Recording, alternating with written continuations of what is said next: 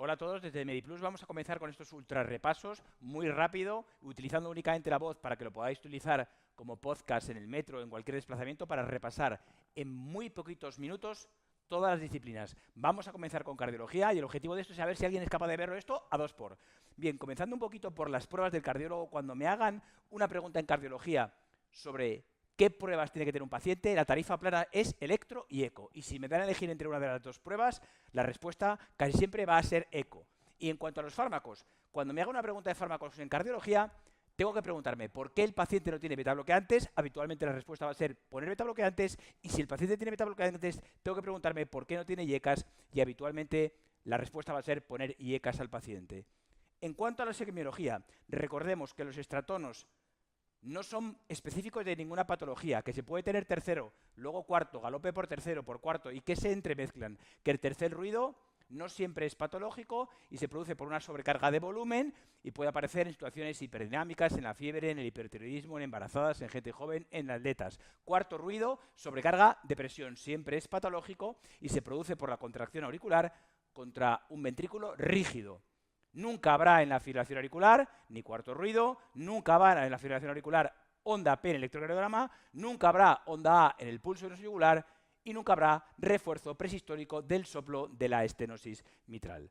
Bien, dicho esto, se puede tener tercer ruido más frecuentemente cuando hay insuficiencia cardíaca sistólica, mal corazón, y cuarto ruido cuando hay insuficiencias cardíacas diastólicas.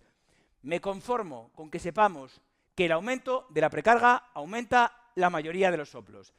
Si el corazón es así, tiene una precarga. Si el corazón es así, hay más precarga. Si hay más sangre, corazón más grande. Si hay más sangre, la sangre hará más ruido. Luego, corazón más grande, el aumento de la precarga, hay más sangre, hay más ruido, sopla más.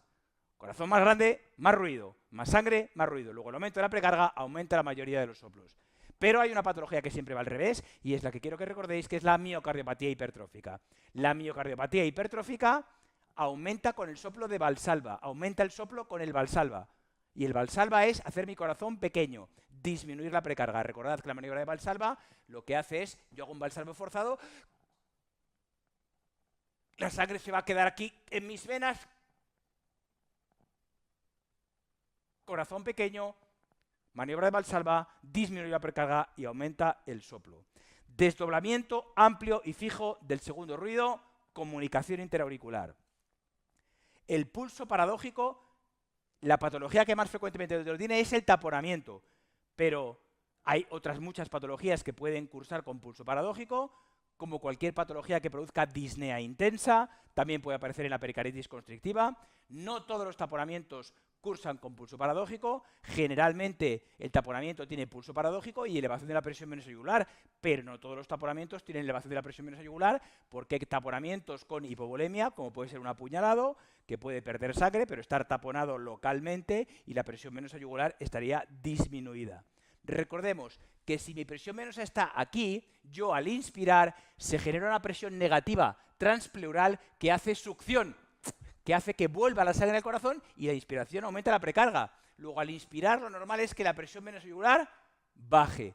Cuando la presión venosa yugular al inspirar o no baja o incluso sube, eso se llama signo de Kussmaul y es típico de la pericarditis constrictiva y de la miocardiopatía restrictiva, pero puede aparecer en cualquier insuficiencia cardíaca derecha grave, un cor pulmonale, un asmático con hipertensión pulmonar, cualquier patología cardíaca derecha grave.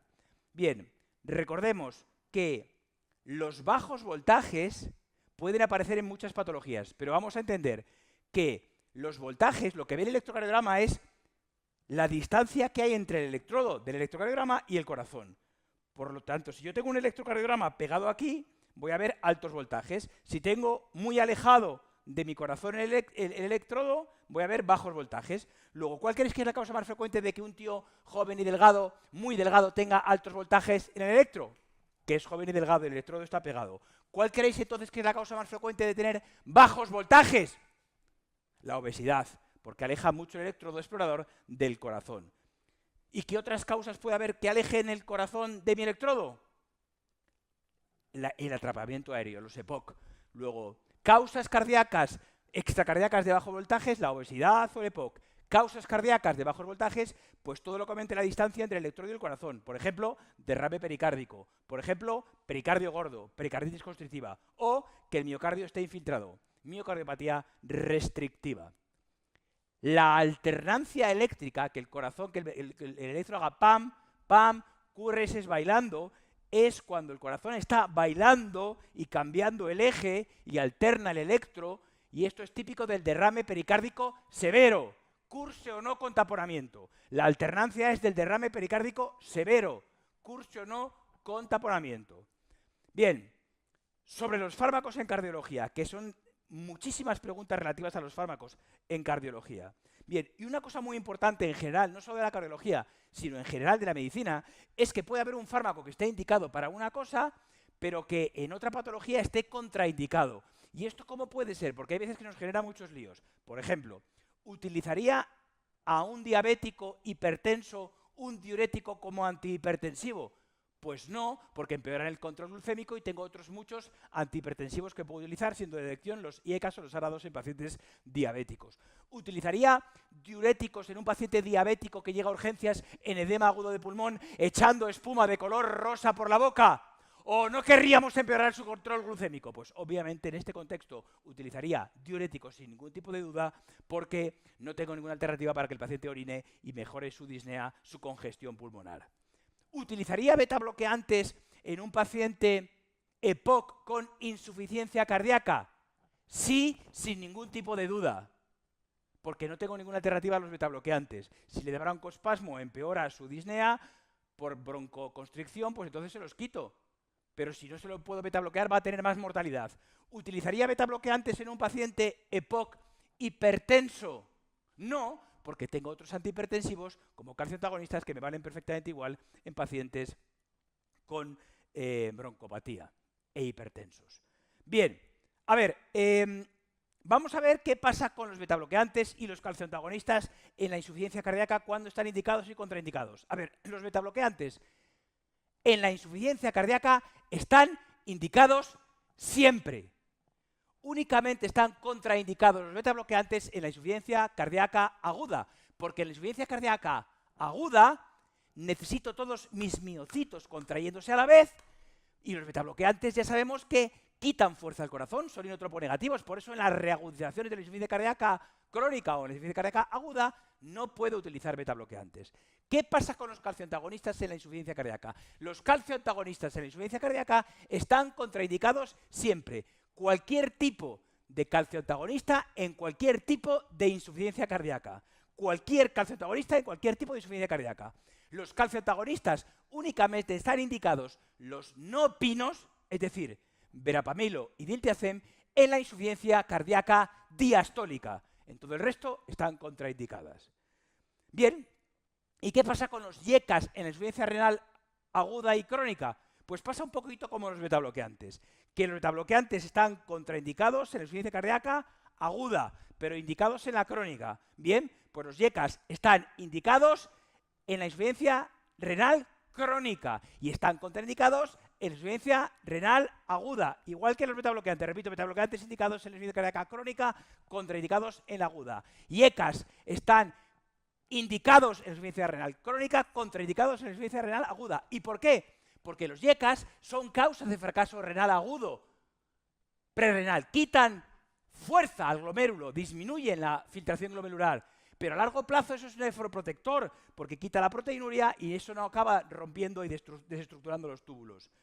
Por eso están indicados en la insuficiencia renal crónica, porque son nefroprotectores, pero no se puede utilizar en la insuficiencia renal aguda, porque en la insuficiencia renal aguda necesito todos mis glomérulos filtrando a la vez. Bien, la insuficiencia cardíaca es un diagnóstico clínico, sindrómico, pero que exige BNP elevado. Un paciente con disnea que tiene BNP o proBNP negativo no tiene insuficiencia cardíaca, tiene elevado valor predictivo negativo para descartar el origen cardíaco de una disnea. Vamos a recordar, para que tengamos claro, que era insuficiencia cardíaca sistólica y diastólica. Sistólica es un tío que tiene disnea, ortopnea, edema, hepatomegalia, ascitis, y le hago un eco y su corazón es una patata que apenas se contrae y entiendo perfectamente que tenga disnea porque no tiene contractilidad. La insuficiencia cardíaca diastólica, la clínica es igual. Es decir, es un tío que tiene disnea, ortopnea, edemas, hepatomegalia, ascitis, pero le hago un eco y su corazón se contrae con normalidad. Y casi me dan ganas de decir con el eco que no tiene insuficiencia cardíaca, pero el eco no diagnostica la insuficiencia cardíaca, sino que clasifica la insuficiencia cardíaca. Recordemos que yo puedo tener insuficiencia cardíaca porque no me vacíe bien sistólica o porque no me llene bien diastólica. Vamos a recordar cuál es el tratamiento de la insuficiencia cardíaca.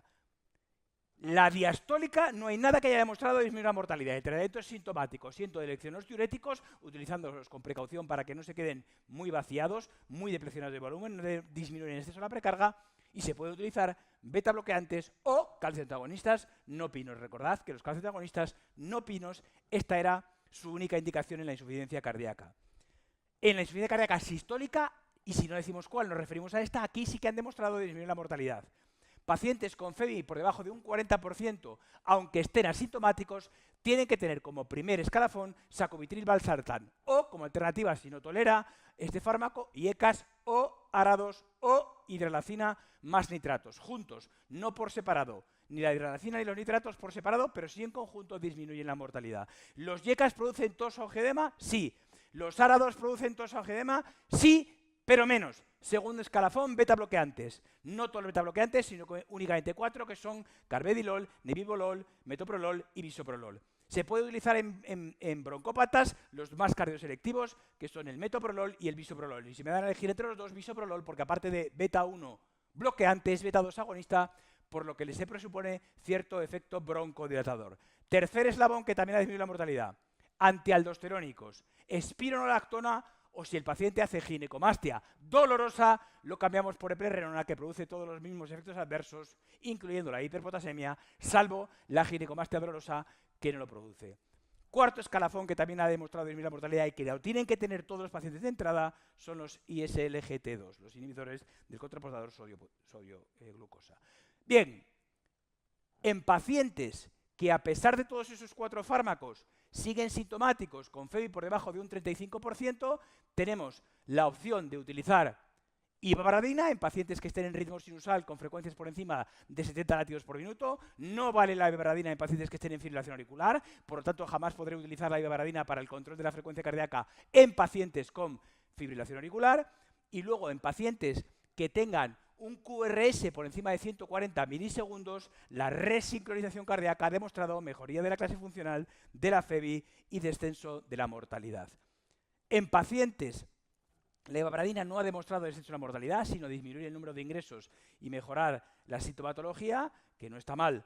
En pacientes que siguen sintomáticos a pesar de todo esto, ya como cuestiones que han demostrado disminuir la mortalidad, nos queda el trasplante cardíaco o las asistencias ventriculares. El desfilador también ha demostrado disminuir la mortalidad cuando está indicado en los pacientes con insuficiencia cardíaca. Como curiosidad os diré, el trasplante también disminuye la mortalidad, igual que las asistencias. ¿Duele el infarto en un corazón trasplantado? La respuesta es no, porque un corazón trasplantado es un corazón denervado y por tanto no les duele el infarto en estos pacientes.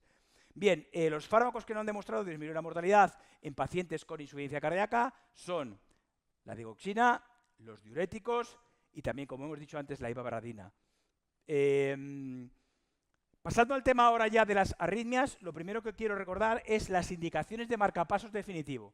Yo pondré un marcapasos definitivo a cualquier bradicardia sintomática documentada, cualquiera. Dentro de las bradicardias asintomáticas implantaremos un marcapasos definitivo a los pacientes que tengan pausas sinusales diurnas mayores a 6 segundos, que tengan bloqueo AV de segundo grado, MOVIT 2, bloqueo AV de segundo grado 2, 1, bloqueo auriculoventricular completo o de tercer grado y pacientes que tengan bloqueo alternante de rama. Estos electros con bloqueo de rama izquierda y otros electros con bloqueo de rama derecha. Pausas sinusales diurnas mayores a 6 segundos, bloqueo AV de segundo grado, MOVIT 2, bloqueo AV de segundo grado 2, 1, bloqueo auriculoventricular completo o de tercer grado y pacientes que tienen bloqueo alternante de rama. Estos electros con bloqueo de rama derecha y otros electros con bloqueo de rama izquierda. Las arritmias. La taquicardia más frecuente es la sinusal, pero es una taquicardia que no es un problema, ni es una enfermedad, y es la única taquicardia que no hay que cardiovertir si tienen estabilidad hemodinámica, porque eso no es lo que le está pasando al paciente. El nodo sinusal responde a las catecolaminas circulantes, que son la preparación del cuerpo, ante algo malo. Cuando llame a la enfermera de vuestra planta porque un paciente está a 120 latidos por minuto en ritmo sinusal, empieza a buscar que no esté sangrando, que no tenga un TEP, que no tenga un hipertiroidismo, que no tenga una crisis tireotóxica, o que no esté en shock, o que no tenga dolor, porque el nodo sinusal responde a catecolaminas circulantes. Es un epifenómeno, no es algo que haya que tratar. Por eso quiero que recordéis que es la peor de las taquicardias. Dicho esto, la taquicardia más frecuente en la clínica es la fibrilación auricular. Siempre la fibrilación auricular. Es la taquicardia más frecuente en la clínica. Es la causa más frecuente de taquimiocardiopatía. Es la causa más frecuente de embolia de origen cardíaco. Es la arritmia postquirúrgica más frecuente, especialmente si el paciente tomaba beta bloqueantes y se los suspenden, que es una cosa que no hay que quitar nunca en las cirugías. Cuando un paciente llega con una taquicardia y si el paciente llega inestable, cardioversión eléctrica urgente sin pensar. Vamos, vamos, vamos, vamos, los sedas, propofol y choque, cardioversión eléctrica urgente sin pensar, porque el paciente se te puede morir en un rato. Si el paciente sí que llega estable, que es lo que va a suceder en la inmensa mayoría de las ocasiones, puedo pararme a pensar y decidir realizar cardioversión eléctrica, que es un tratamiento eficaz, limpio, incluso para los pacientes que están estables, pero oye, sin urgencia al día siguiente, dejando al paciente en ayunas y que nos ayude un anestesista con la vía aérea, o puedo optar por realizar cardioversión farmacológica, o en algunas ocasiones puedo optar por realizar control de la frecuencia cardíaca, que es algo aceptable en algunos tipos de taquicardias. Pero bueno, si estamos en el lado de la estabilidad y nos vamos a poner a pensar, vamos a pensar si la taquicardia es regular o irregular. Si es irregular, palpitaciones irregulares, ritmo irregular, QRS que no guardan relación unos con otros, eso es una fibrilación auricular. Si la taquicardia es regular, el siguiente paso que me voy a pensar es cómo es el QRS. El QRS puede ser ancho, en cuyo caso yo voy a tratarla como si fuera una taquicardia ventricular, como tal tengo que tratarla, porque la inmensa mayoría de las ocasiones lo va a ser, no siempre, pero sí la inmensa mayoría, y si el QRS es estrecho, se me abre el abanico de tres tipos de patología. Las taquicardias supraventriculares paroxísticas, que son la intranodal y las vías accesorias, o bien que sea un flúter, o bien que sea una taquicardia auricular. Taquicardias en las que es de elección realizar ablación para prevenir recurrencias son tres: el flúter, la taquicardia intranodal, ablación de la vía lenta, y las vías accesorias, ablación de la vía accesoria. Las taquicardias por reentrada, R, son regulares. Reentrada, regulares. Ya sean reentrada en las taquicardias, reentrada intranodal, o las vías accesorias, el flúter, o las taquicardias ventriculares, que también son taquicardias que son por reentrada alrededor de una cicatriz, habitualmente secuela de un infarto antiguo. Bien, ¿cómo se trata la fibrilación auricular cuando decido utilizar fármacos? F, A, F o A, flecainida o amiodarona. Acordad que si una arritmia te acojona, amiodarona, y que si no sabes lo que es, Trangorex, que es el nombre comercial de la amiodarona. La amiodarona vale para cualquier tipo de taquiarritmia. Sabiendo esto, y ahora os pregunto, ¿cuáles son los fármacos para cardiovertir farmacológicamente una taquicardia ventricular? Amiodarona seguro y procainamida. Amiodarona y procainamida. Y si es una fibrilación auricular en un paciente con un Wolf, una fibrilación auricular preexcitada, que son un ritmo irregular como todas las fibrilaciones auriculares, pero con QRS de anchura variable, pues se trata como si fuera una taquicardia ventricular, con amiodarona o con procainamida. Bien, con respecto a las valvulopatías, vamos a recordar que hay una serie de generalidades que tengo que tener muy claras. Las estenosis son simpáticas, son majas, dan síntomas precozmente y casi siempre son los síntomas los que nos van a poner en preaviso de que hay que actuar sobre esa válvula. Las insuficiencias son mucho más traicioneras, dan mucho menos síntomas y van dilatando mi ventrículo izquierdo, alterando mi ventrículo sin dar síntomas, hasta que muchas veces ya es demasiado tarde y el ventrículo está echado a perder y aunque cambie esa válvula no lo voy a solucionar.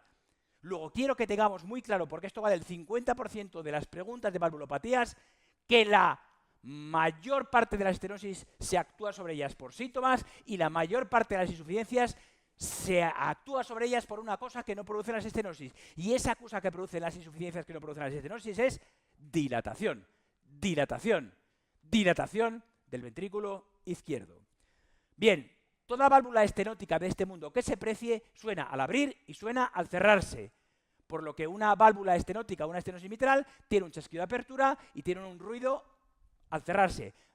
Suena al abrir y da un portazo cuando se cierra, enfadada.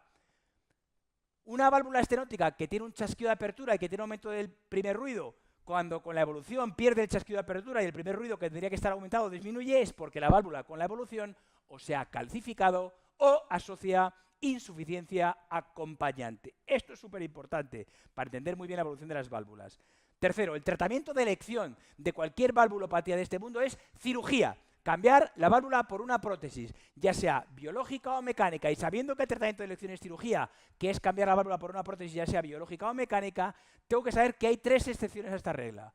1. La estenosis mitral susceptible de valvuloplastia, es decir, que no haya trombos en la orejuela, que la válvula no esté muy calcificada y que no tenga insuficiencia significativa, esto es moderada o severa, en esos casos puedo hacer valvuloplastia, pero si tiene alguna de estas cosas, tengo que realizar sustitución de la válvula por una prótesis. Como siempre, volvería a utilizar el principio universal, que no es una excepción. Y otra alternativa serían las insuficiencias valvulares reparables. No tenéis que saber cuándo una válvula es reparable. Los prolapsos de la mitral suelen ser reparables la inmensa mayoría de las ocasiones, pero que si el cirujano quiere intentar repararla, que la repare. Pero si no puedo repararla, ¿cuál será el tratamiento? Lo de siempre, cambiar la válvula por una prótesis. Y la otra excepción es en pacientes con mucho riesgo quirúrgico por edad, mayores de 75 años o por comorbilidades, en la estenosis aórtica, que como alternativa a la cirugía se puede implantar una TAVI, Transaortic Valve Implantation, la TAVI, que es el acrónimo de esta valvulopatía. Bien, vamos a ver ahora cuál es el rango de anticoagulación de los pacientes que tengan una prótesis. El rango de anticoagulación de los pacientes en FA normales 2 y 3, cuando hay una prótesis mecánica un poquito más porque es mucho más grave que se forme un trombo ahí en el corazón que puede ser mortal, el rango de anticoagulación es al menos entre 2,5 y 3,5. Las válvulas derechas tienen más riesgo de trombosis porque la sangre va más despacio, más ectasias que las izquierdas, y dentro de las izquierdas la sangre va más lento desde la aurícula al ventrículo, luego la mitral tiene más riesgo de trombosarse que la aórtica porque el ventrículo izquierdo hace mucha fuerza que pasa a través de la válvula aórtica y tiene mucho menos riesgo de trombosarse, por lo que la válvula que tiene menos riesgo de trombosis es la prótesis mecánica en posición aórtica, por lo que en la prótesis mecánica en posición aórtica es la única valvulopatía en la que se acepta un rango de anticoagulación normal entre 2 y 3 si el paciente no tiene otros factores de riesgo embolígenos. Recordemos que para las prótesis hay que utilizar la anticoagulación de toda la vida, cenocumarol o warfarinas, que no valen los nuevos anticoagulantes. Bien, y en cuanto a la clínica de las valvulopatías, recordemos que dan clínica más frecuentemente, en general, las estenosis, ¿vale? Luego, si yo os pregunto, ¿cuál es la valvulopatía que más frecuentemente produce edema agudo de pulmón? La estenosis mitral. La insuficiencia mitral también, pero menos. ¿Cuál es la valvulopatía que más frecuentemente produce muerte súbita?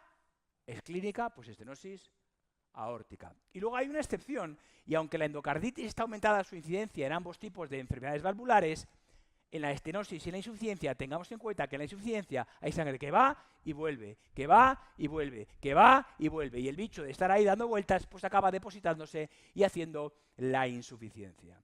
Bien, estenosis. Indicaciones de actuar sobre la estenosis moderada o severa y moderada. La única valvulopatía en la que voy a actuar cuando es moderada es en la estenosis mitral, el resto tiene que ser severas, siempre severas, siempre severas. Estenosis mitral moderada o severa, sintomática, hay que actuar sobre esa válvula con valvuloplastia o cirugía, y en pacientes que estén asintomáticos, pero que tengan FA reciente o hipertensión pulmonar o disfunción del ventrículo derecho o en previsión de una cirugía mayor o de un embarazo que son riesgos de inestabilización, en esos casos hay que plantearse actuar sobre esa válvula. Bien, y en el caso de la insuficiencia mitral, que es muy parecido, si son sintomáticos se hace cirugía, y en asintomáticos con FA reciente también, que tengan hipertensión pulmonar también, que tengan disfunción del ventrículo derecho o del izquierdo, y había otra situación en la que siempre iba a obligarme a estar pendiente de las insuficiencias, que era el criterio para actuar sobre las insuficiencias en la inmensa mayoría de las ocasiones, que era dilatación del ventrículo izquierdo. Estenosis aórtica únicamente se actúa si son severas, área menor a 1 centímetro cuadrado. Sintomáticos, cirugía, o en mayores de 75 años, TAVI. Y en pacientes asintomáticos con FEI por debajo de un 40%, disfunción, no dilatación, porque es una estenosis y no dilata, o jóvenes porque tienen muchos años de riesgo de muerte súbita, se hace cirugía. Insuficiencia aórtica, pues igual que la estenosis aórtica. Sintomáticos, cirugía. Asintomáticos, con fiebre por debajo del 40%, cirugía. ¿Y qué otra situación hacía que siempre había que estar pendiente de pacientes con insuficiencias valvulares, que es la indicación habitual de cirugía? Dilatación del ventrículo izquierdo. De las válvulas derechas no hay que saber nada, únicamente que actuamos sobre las derechas cuando hay que operar a la izquierda y pues ya nos ponemos y arreglamos a los pacientes con una valvulopatía derecha. Cardiopatía isquémica, lo que da de comer a los cardiólogos y lo que tenemos que tener siempre en la cabeza cuando un paciente llega a urgencias, porque es la gran simuladora, como la sífilis, que puede producir casi cualquier cosa en este mundo. Angina crónica es un paciente que llega a la urgencia, que le duele el pecho al subir las cuestas y al pararse se le quita. A un paciente que le duele el pecho al subir las cuestas y al pararse se le quita, le hago una coronografía y tiene coronarias normales, tiene angina con coronarias normales. A un paciente que le duele el pecho al subir las cuestas y al pararse se le quita, que le hago una ergometría y corre como una gacela, como Forrest Gump, y no tiene angina, y durante la prueba de esfuerzo, y la prueba de esfuerzo es normal, el electro es normal, tiene angina con prueba de esfuerzo normal, porque el diagnóstico de angina de pecho es clínico. No hay ninguna prueba que me dé el diagnóstico y no hay ninguna prueba que me quite el diagnóstico. Ante un paciente con angina hay que hacer las pruebas de cardiólogo, electro y eco, y hay que hacer una prueba de detección de isquemia. ¿Cuándo tengo que realizar una coronografía a un paciente con angina de pecho crónica estable? En 3 circunstancias. Angina a pesar del tratamiento, o bien angina con alteraciones en alguna de las pruebas, es decir, con alteraciones en el electro, con alteraciones en el eco o con pruebas de detección de isquemia de mal pronóstico, ¿vale? Es decir, son indicaciones de coronografía, 2, y una de ellas dividida en 3. Indicaciones de coronografía, angina a pesar del tratamiento o angina con alteración en alguna de las pruebas, o bien en el electro, o bien en el eco, que haya alguna zona del corazón que no se mueva, bien que esto se llama alteraciones de la contractilidad segmentaria, o bien que tenga una prueba de detección de isquemia con datos de mal pronóstico, y el mal pronóstico que tenéis que recordar era que cuando la prueba de esfuerzo era positiva precoz, y una prueba de esfuerzo era positiva precoz cuando era positiva en los 6 primeros minutos, es decir, en los 2 primeros estadios. Los fármacos que tiene que tener cualquier paciente con angina de pecho crónica estable son aspirina y betabloqueantes y estatinas. Estos 3 han demostrado disminuir la morbimortalidad. Se puede añadir a un betabloqueante, recordad que a un betabloqueante se le puede añadir un pino, cualquier pino, porque los pinos producían taquicardia refleja y era muy buena combinación ambos dos, pero no se puede poner nunca un pino solo ante una angina, porque precisamente como produce taquicardia refleja, puede exacerbar la angina. Luego tiene que estar siempre previamente betabloqueado el paciente, y no se puede mezclar nunca betabloqueantes con verapamilo o diltiazem, porque los dos actúan al mismo nivel, son inotropo y cronotropo negativos, y puedes meter a un paciente en insuficiencia cardíaca. Obviamente también le puedo añadir a estos pacientes ivabradina, que es un fármaco bradicardizante con efecto en el nodo sinusal. Recordemos que el efecto en el nodo AV, por dicho motivo, nunca lo podríamos utilizar en los pacientes con fibrilación auricular. Síndrome coronario agudo. Todo paciente con síndrome coronario agudo, vamos a ver los fármacos que tiene que tener. Los mismos que la cardiopatía isquémica crónica, es decir, aspirina, betabloqueantes, estatinas. Además, estos tienen que tener IECA añadido, que esto ha demostrado disminuir la mortalidad. Además, tienen que tener un segundo antiagregante, independientemente de la revascularización que yo le haya hecho al paciente o incluso que haya hecho tratamiento médico. Clopidogrel, prasugrel o ticagrelol. Además, tienen que tener heparinas de bajo peso molecular, idealmente heparina sódica, durante 7 días o hasta la alta o hasta la revascularización, lo que antes suceda. Todo esto ha demostrado disminuir la mortalidad, pero lo más importante es, y lo que más disminuye la mortalidad, es la revascularización cuando está indicada. Electro en menos de 10 minutos, hecho y visto por un paciente, por un médico. Pacientes con electro, con menos de 12 horas de evolución, con dolor torácico y con elevación del ST, ST elevado, menos de 12 horas, reperfusión, que es lo que más vidas salva. Reperfusión puede ser con fibrinosis o con angioplastia, idealmente angioplastia, sobre todo con tiempos puerta-balón menores a 120 minutos o en situaciones de shock. Bien, a todos los pacientes con síndrome coronario agudo acabamos realizándoles una revascularización. La única cuestión es que hay que hacerla corriendo cuando tiene elevación del ST de menos de 12 horas de evolución, y en el resto hay que hacerla antes o después en función de las posibilidades.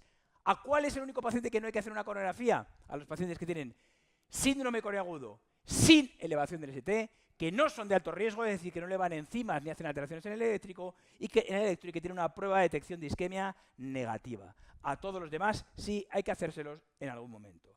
Bien, recordemos sobre las miocardiopatías que la dilatada, que es la más frecuente, es la insuficiencia cardíaca de toda la vida. Una de ellas es la idiopática y el tratamiento es exactamente igual. Que la hipertrófica es muy frecuente y que la clínica es igual a la estenosis aórtica. Ahora veis la diferencia, es decir, tienen angina, síncope, disnea y muerte súbita. Pero aquí, en la estenosis aórtica, la clínica más frecuente era angina. Aquí, la clínica más frecuente es disnea. Y la restrictiva son pacientes con insuficiencia cardíaca derecha, muy florida, bajos voltajes, elevación de la presión venosa yugular, se parece mucho a la pericarditis constrictiva, muchísimo, muchas veces hay que recurrir a la biopsia para diferenciar una de otra, pero aquí la clave suele ser que me digan cuestiones de poesía en el eco, que me cuenten centelleo granular, aspecto jaspeado, moteado, atigrado. Eso siempre va a ser, cuando me cuenten poesía, una miocardiopatía restrictiva. La pericarditis constrictiva se parece mucho, y generalmente es idiopática, pero la causa más frecuente es tuberculosa en pacientes que tengan pericardio engrosado o calcificado y que lo vea en la placa de tórax ya es diagnóstico en sí mismo y que el tratamiento es pericardiectomía. La pericarditis aguda son gente joven con un cuadro de vías altas y que acaban teniendo un dolor que aumenta con la inspiración, que empeora con el paciente tumbado, muy típico, y que tiene radiación aquí en la zona del trapecio, no aquí al cuello, que es la zona de la angina. Tienen roce que aparece y desaparece, muy típico, y que es patognomónico. Un paciente con dolor torácico y con roce pericárdico se considera patognomónico de pericarditis aguda. El tratamiento es con aspirina y se añade colchicina de elección de entrada para evitar recurrencias. Recordemos que la colchicina tiene un efecto adverso muy típico que es la diarrea. La disección aórtica, nos van a contar siempre un paciente hipertenso. Si nos cuentan un paciente hipotenso nos echamos a temblar porque eso es una complicación, o que el paciente ha sangrado dentro del pericardio por rotura de la aorta dentro del pericardio y el paciente está taponado, o bien está sangrado la aorta fuera al mediastino y el paciente está hipovolemiando, perdiendo volumen y por eso está hipotenso. Y me van a contar un paciente el peor dolor de su vida, intenso, transfixivo y migratorio, que va avanzando a medida que va avanzando la disección, con asimetría de pulsos, tiene este sí y este no, o tensión arterial diferente en un brazo o en otro. Un dato típico que me dan casi siempre es ensanchamiento mediastínico, muy típico aunque es relativamente inespecífico. Eleva de dímeros, porque se forma mucho trombo en la falsa luz. Luego, los dímeros también descartan negativos, descartan disección de aorta. Y la prueba de elección es TAC, y como alternativa el eco transesofágico, y el tratamiento de la disección de aorta es cirugía. Siendo una emergencia hay que hacerlo lo antes posible. La tipo A de elección de entrada y la tipo B en caso de complicaciones. La patología de la hipertensión arterial es un tema para leer, y la patología de las venas y de los linfáticos es un tema para olvidar. Y eso ha sido la cardio en un rato. ¡Venga! ¡A por el MIR y a reventarlo!